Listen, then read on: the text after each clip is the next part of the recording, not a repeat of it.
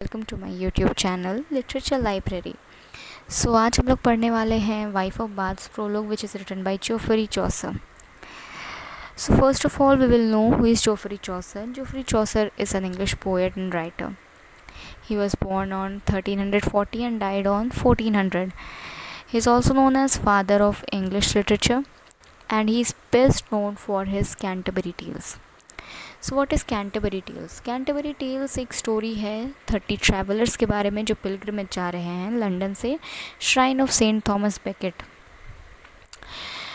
यहाँ पर Canterbury tales इसलिए कहा गया है क्योंकि कैंटरबरी एक जगह है और उसकी कहानियों के बारे में बताया गया है। जब सारे ट्रैवलर्स, जब वो 30 ट्रैवलर्स पिलग्रिमेज की तरफ जा रहे थे तो वो खुद को एंटरटेन करने के लिए, एक दूसरे को एंटरटेन करने के लिए और इस जर्नी के बीच में लंदन से लेकर के पिलग्रिमेज तक की जर्नी तक वो अपने इस जर्नी को थोड़ा एंटरटेनिंग बनाने के लिए एक दूसरे को कहानियाँ सुनाते हैं, अपने लाइफ स्टोरीज बताते हैं, अपने इंट्रोडक्शन बताते हैं। एंड इस सब को जोफ्री चौसर अपने इस कैंटरबरी टेल्स में डालते हैं। सो हम लोग सबसे पहले डिस्कस करेंगे कि मोस्ट फेमस कैरेक्टर्स कौन थे कैंटरबरी टेल्स में। कैंटरबरी टेल्स में जो मोस्ट फेमस कैरेक्टर हैं वो है the night, the merchant, the fryer and the best known is the wife of Bath. ये चार चीज़ आपको हमेशा याद रखना है कि जो सबसे फेमस कैरेक्टर है कैंटरबरी टेल्स में वो है the merchant, the friar, the knight and the wife of Bath. So here we are talking about the wife of Bath as we all know. So wife of Bath क्यों famous हुई इतनी? Why do we say that wife of Bath is the most popular character? Because of her expression, the way she expresses about the feelings regarding her marriages. So wife of Bath is a woman of medieval time and she represents the woman of medieval times. So wife of Bath symbolizes here promiscuous, blabbermouthed and manipulative woman. Geoffrey Chaucer यहाँ ये बताना चाहते हैं कि women, जैसे कि हम सब जानते हैं that women are blabbermouthed। blabbermouthed का मतलब क्या होता है? blabbermouthed का मतलब होता है जो बहुत ज़्यादा बड़बड़ करते हैं, बहुत ज़्यादा बोलते हैं, जिनके पेट में कोई बात ना पचता हो।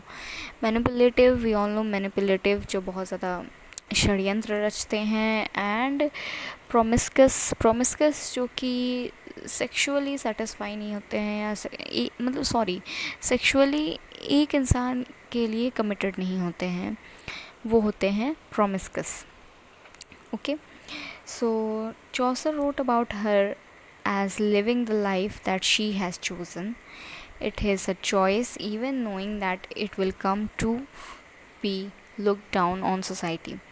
सो चौसर यहाँ ये बताते हैं कि वाइफ ऑफ बाथ ने जो अपनी लाइफ चूज़ की है उससे वो थोड़ा भी घबराती नहीं है। वो हमेशा अपना हर पॉइंट प्रूव करती है और वो ये भी जानती है कि वो जो ये लाइफ चूज़ की है, जहाँ उन्होंने कई शादियाँ की हैं, वो सोसाइटी के सामने अच्छा नहीं दिखता है और सोसाइटी उसे एक्सेप्ट जल्दी नहीं कर पाती है that a women is marrying multiple times and multiple people, multiple man.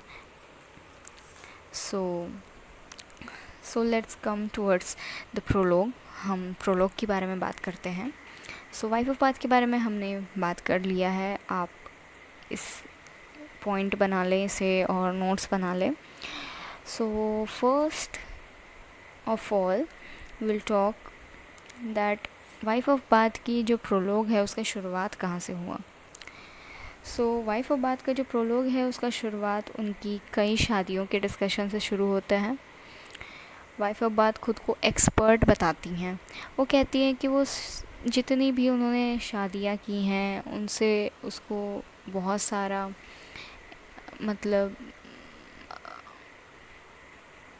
Experiences हुआ है। वो खुद को एक एक्सपर्ट बताती हैं, वो उनका एक्सपर्टीज़ है एज यू ऑल नो शादियाँ करने में। तो वो खुद को एक्सपर्ट बताती हैं कि वो शादियाँ कर के खुद एक्सपर्ट हो गई हैं कि हाउ टू हैंडल हस्बैंड्स और how to handle marriages and this that जो भी है। तो इन कई कारण की वजह से वो हर बार आर्ग्यूमेंट में भी पड़ती हैं लोगों के साथ कि why a women is marrying multiple times, it's not good और it's not leaving a good mark on the society, why women is marrying multiple times. So वो अपने आप को डिफेंड करने के लिए कई बार उन्हें बहुत सारी आर्ग्यूमेंट्स में पढ़ना पड़ता है, वो अपने आप को डिफेंड करती हैं, बट फिर भी उन्हें अपने 5 शादियों से कोई भी प्रॉब्लम नहीं है, and she is also ready for her 6th husband. Wife of Bath अपने पॉइंट को प्रूव करने के लिए बाइबल को अपने तरीके से ट्विस्ट एंड टर्न करके एक्सप्लेन करती हैं। As we all know, Bible is a holy book and people accept what's written in it. Wife of Bath ये कहती हैं कि God bade us to wax fruitful and multiply, she says, and it is the text that she wholeheartedly endorses. So इस line का मतलब क्या है? इस लाइन का मतलब ये है कि वाइफ ऑफ बात हमें ये बता रही हैं, वो ये कहती हैं कि भगवान ने हमें फ्रूटफुल होने के लिए बनाया है। वो हमें चाहते हैं कि हम मल्टीटास्किंग बने, हम एक टाइम पे ढेर सारे काम करें, ज़्यादा रिज़ल्ट्स दें। सो वो इस बात से बहुत ज़्यादा प्रभावित है और वो इस बात से बहुत ज़्यादा, वो इस चीज़ को बहुत ज़्यादा इंडोर्स करती हैं। इंडोर्स मतलब हर जगह वो इस चीज़ को बार बार पॉइंट आउट करती है that it's okay to get married. If you are not satisfied with your husband, you can leave him and marry a man who you feel is right. So यहाँ पर वो अपने हर पॉइंट को prove करती हैं, and she tells that after all the great Old Testaments figures like Abraham, Jacob and Solomon enjoyed multiple wives at once. So यहाँ पर वो ये भी कहती हैं कि पुराने टाइम के जो ग्रेट फिगर्स थे, जो बहुत बड़े बड़े लोग थे, जैसे कि अब्राहम, जोकोब और सोलोमन, उन्होंने भी कई शादियाँ की हैं, उनकी भी कई पत्नियाँ रही हैं। तो जब वो कर सकते हैं तो वाइफ ऑफ बाथ यानी कि वाइफ ऑफ बाथ ऐसा क्यों नहीं कर सकती है? Why she cannot do it? If it's written in Bible that they have done it, that all the men have done it, then why she is not able to? Why she is not allowed to? So यहाँ पर चौसर बहुत सारी beliefs को challenge करना चाहते हैं Wife of bath के द्वारा, उनके प्रोलोग के द्वारा। सो अब हम बात करेंगे वाइफ ऑफ बाथ की शादियाँ। उन्होंने 5 शादियाँ की थी। यस, उन्होंने, you have to memorise that wife of Bath ने 5 शादियाँ की थी।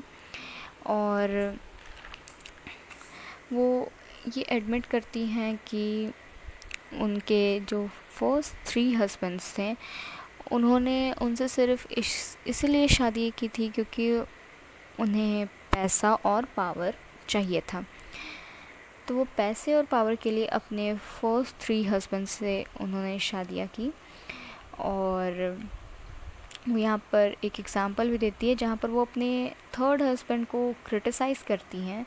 उनके बारे में ये कहती हैं कि उनके जो 3rd हस्बैंड हैं उनसे ये कंप्लेन करते हैं कि वो बहुत ज़्यादा खर्चीली हैं, वो बहुत ज़्यादा पैसे खर्च करती हैं।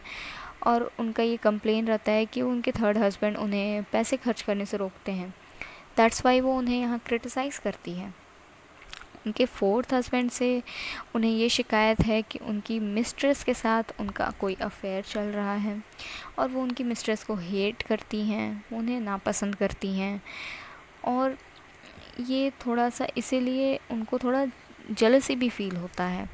She believed her 5th husband was a true love. Yes, she believe that उनका जो 5th हस्बैंड है, उनके जो 5th हस्बैंड है वो उनके लिए उनके ट्रू लव है। even though he married her for money and made her life difficult by beating her.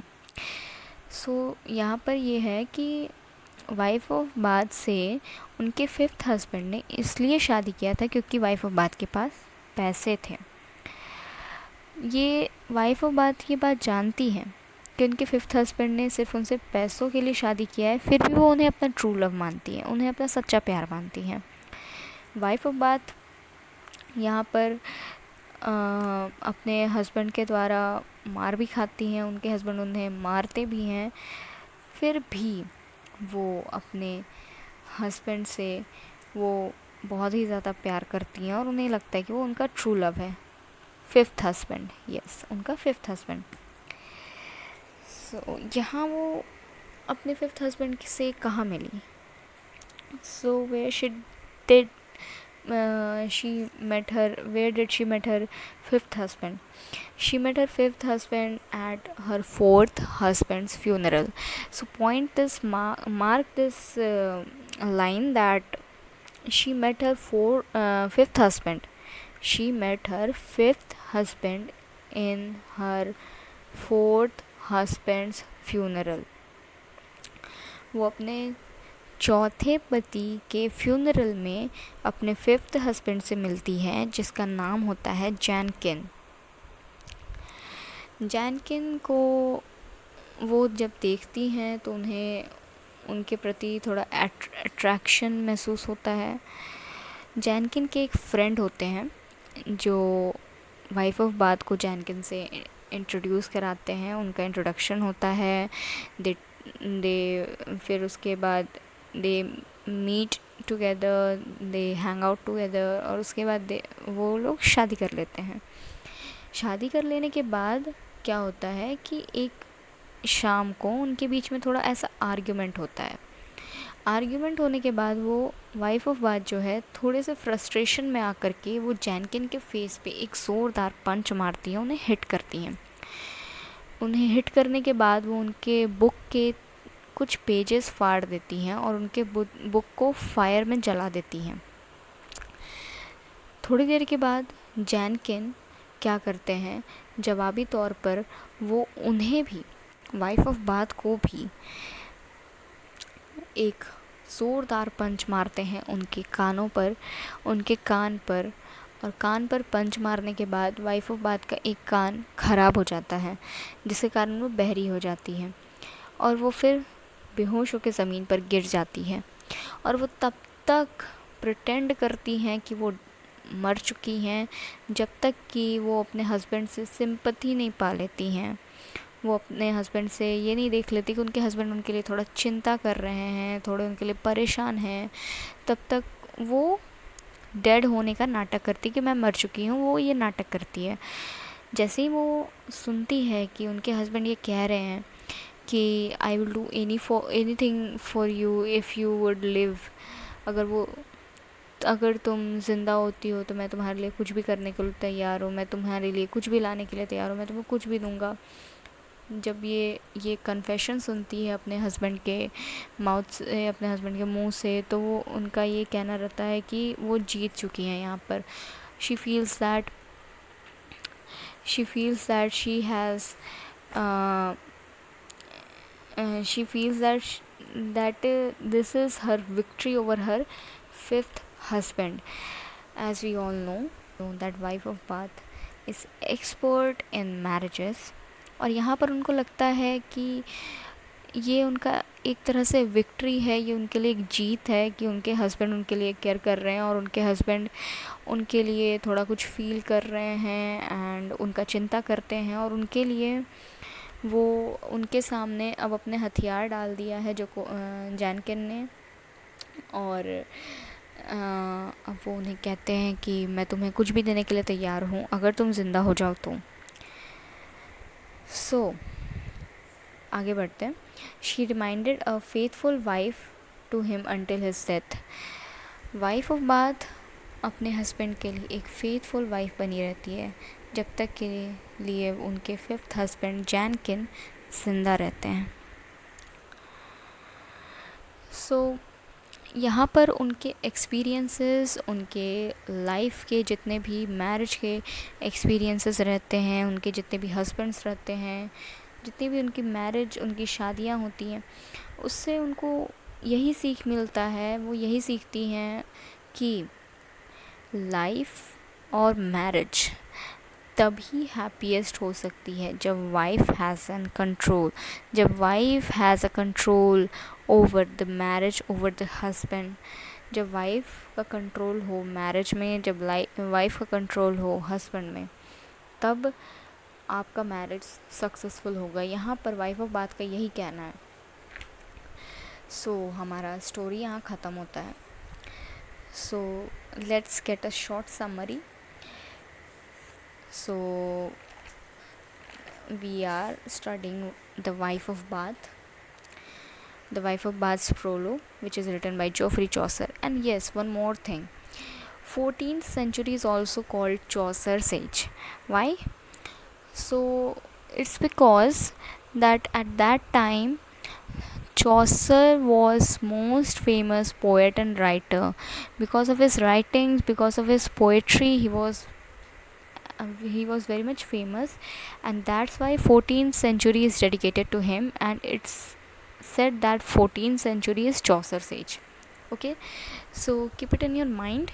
It's a short and important note for you. And okay, so we are discussing the summary. Let's get back into that.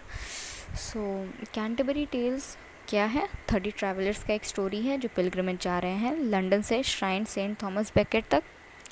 Okay, यहाँ पर जो Canterbury tales है उसमें 24 stories हैं।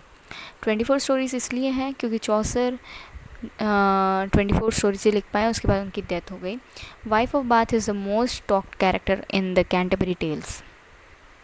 Canterbury Tales में wife of Bath ही है जिनका सबसे ज़्यादा बात हुआ है। और भी उनके अलावा 3 कैरेक्टर्स क्या हैं? मर्चेंट है, फ्रायर है एंड द नाइट है। ओके, वाइफ ऑफ बाथ किस लिए जाने जाती हैं? उनके फीलिंग्स और उनके expression, the way she expresses her self, इसलिए वो जाने जाती हैं। एक वुमेन अपने आप को इस तरह से आउटबर्स्ट होकर के एक्सप्लेन कर रही हैं, इसलिए वो सबसे ज़्यादा टॉक्ड women हैं in these Canterbury tales. Okay, wife of Bath is also known as wife of Alison. Wife of Alison, wife of Bath को हम लोग wife of Alison भी कहते हैं। wife of Bath किन किन चीज़ों की वजह से जाने जाती हैं? promiscuous, blabbermouthed and manipulative. Okay, so let's move on to the marriages, the most talked part of wife of Bath's prologue. The marriage, wife of Bath has done 5 marriages. 5 marriage उन्होंने किया है। उन्होंने 5 शादियाँ की हैं। उनके 3 हस्बैंड, पहले 3 husband जो हैं वो उनके साथ सिर्फ पैसे और पावर के लिए शादियाँ की। उन्होंने हर एज ग्रुप के लोगों के साथ शादी की है, चाहे वो एल्डरली लोग हों या यंग पीपल हों, सबके साथ उन्होंने शादी की। और वो ये बात मानती भी है कि ये शादी करना is not a big deal, बहुत बार शादी करना is not a big deal. So उनके जो 4th हस्बैंड हैं उनसे उनके जो 3rd हस्बैंड हैं उनसे उनका ये कंप्लेन रहता है कि वो उन्हें रोकते हैं खर्च करने से। 4th हस्बैंड से क्या कंप्लेन है कि उनकी मिस्ट्रेस के साथ उनका एक्स्ट्रा मैरिटल अफेयर है और उनसे उनको वो हेट करती है, उनसे उन्हें जलन होता है। Okay, and then 5th husband Jankin. ठीक है, एक ही हस्बैंड का यहाँ नाम बताया गया है, वो है 5th हस्बैंड जिनका नाम है जैनकिन। और जैनकिन को वो अपना ट्रू लव मानती है, जबकि जैनकिन ने वाइफ ऑफ बाथ से सिर्फ किस लिए शादी की है? पैसों की वजह से। दूसरी क्या पॉइंट है यहाँ पर कि जैनकिन जो है वो वाइफ ऑफ बाथ के साथ मारपीट भी करते हैं, उनके साथ उनको पिटाई भी करते हैं उनकी, फिर भी वाइफ ऑफ बाथ उनको ट्रू लव मानती हैं। ट्रू लव उनको सच्चा प्यार मानती हैं। ठीक है, जैनकिन से वो कहाँ मिली थी? अपने 4th हस्बैंड के फ्यूनरल पे। जैनकिन से उन्हें किसने मिलवाया था? उनके एक फ्रेंड ने। जैनकिन के she was introduced by a friend. ठीक है, she was introduced to him by a friend. Jankin से उनका इंट्रोडक्शन उनके एक फ्रेंड ने करवाया था। एक शाम फ्रस्ट्रेशन में आकर के उनके बीच में एक आर्गुमेंट हुआ और वाइफ ऑफ बात ने जैनकिन को हिट किया, उनके फेस पर एक पंच मारा और उनके बुक्स के पेजेस फाड़ दिए, उन्हें आग में जला दिया बुक्स को। और फिर जब जैनकिन को रियलाइज़ होता है तब वो भी उल्टा उन्हें मारते हैं, एक कान में एक पंच मारते हैं, एक कान से वो बहरी हो जाती हैं। फिर वो प्रिटेंड करती हैं कि वो डेड हैं जब तक कि उनके हस्बैंड उन्हें सिंपैथी नहीं देते हैं। और उसके बाद फिर क्या होता है, जब वो उनके प्रॉमिस करते हैं कि मैं तुम्हें कुछ भी देने के लिए तैयार हूँ, बस तुम एक बार ज़िंदा हो जाओ, तब वाइफ ऑफ बात को लगता है मैं यहाँ जीत गई। उनके लिए ये विक्ट्री है क्योंकि उनको अपने हस्बैंड पे कंट्रोल चाहिए था और उनको कंट्रोल मिल चुका है, उनके लिए विक्ट्री है। तो अब यहाँ पर हम लोग कंक्लूजन की ओर आ गए हैं, समरी का कंक्लूजन की ओर आ गए हैं। तो समरी ये है कि वाइफ ऑफ बात का ये कहना है कि वो एक्सपर्ट हैं मैरिजेस में। उनको लगता है कि मैरिज तभी सक्सेसफुल है जब wife has the control over her marriage, over her husband. ठीक है, marriage is happiest when the wife has control. ठीक है, सो यहाँ ख़त्म होता है हमारा वीडियो, ख़त्म होता है हमारा conclusion. And that's all for today. और अब हम मिलेंगे अपने नेक्स्ट स्टोरी के साथ, अपने नेक्स्ट एक्सप्लेनेशन के साथ। So please please please, this is my first video on YouTube. Please support me, like, share and subscribe. And if you have any kind of question, please feel free to ask me. You can ask me in the comment section. And like करिए, subscribe करिए, share करिए अपने दोस्तों के साथ। And please बने रहिए हमारे चैनल के साथ, आपको और भी आगे जल्द ही वीडियोस मिलेंगी और अच्छे एक्सप्लेनेशंस के साथ मिलेंगी। We will also conduct some of the question answer sets and also multiple choice questions. बहुत कुछ है, बहुत कुछ होने वाला है। So please stay tuned and good luck.